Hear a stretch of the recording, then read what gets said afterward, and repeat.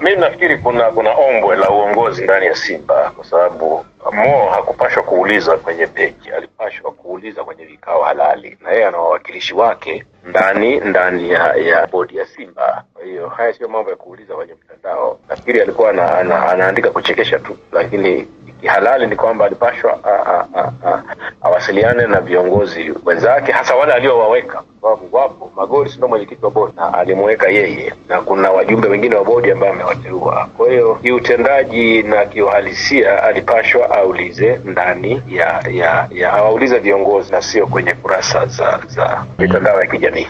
Unaitafsiri kama Mo alikuwa tu anajaribu kuzungumza kujifurahisha pengine?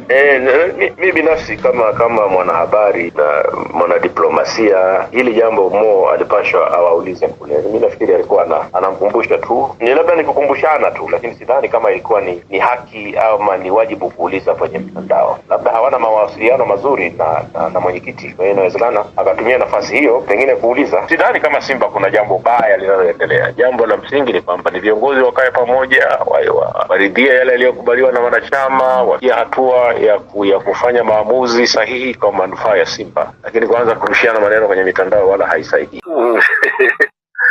Unajua, uongozi na uwajibikaji wa pamoja ambao ni principle kubwa sana kwenye kuongoza, uwajibikaji wa pamoja, kitu ambacho makubaliana kwenye vikao. Uwezi ukatoka ukasema mimi bwana nilipinga swala lile. Kama wewe wakati wa kulipitisha ukuwa na hoja za kutosha za kuconvince wengine kulizuia hilo wasilipitishe, uwezi ukatoka ukasema mimi nilipinga swala hili. Ila unaweza ukasema kwenye kikao kwamba bwana niweke kwenye record kwamba mimi nimepinga, lakini huko nje tutalifikia wote. Kwa hiyo ukishaona kwamba kuna mtu anapinga kitu au anatoa siri za vikao, maana yake huyo hana maadili ya uongozi.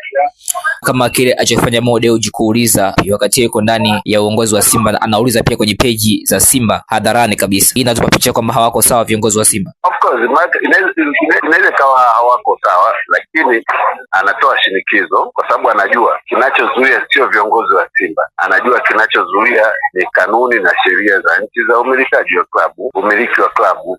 Anajua kabisa. Kwa hiyo ni kama anaweka shinikizo viongozi wa Simba waonekane hawafai, waje viongozi ambao watasikia mahitaji yake na kufanya nini. Manake Mo Dewji anatumia hiyo nguvu ya umma kuweka shinikizo kuonekana kama viongozi wa Simba ndio tatizo. Kama anataka aweke shinikizo kwa kutumia nguvu ya umma, kwa sababu imeshaandikwa sana kwamba anatoa pesa, anafanya nini, lakini kwenye mchakato wa mabadiliko bado hujakamilika, umeona. Kwa hiyo ni kama anaweka shinikizo, lakini sidhani kama upande wa Simba viongozi wanataka. Ni sawa kiongozi hata kama unaweka shinikizo kutoka hadharani kusema hivi?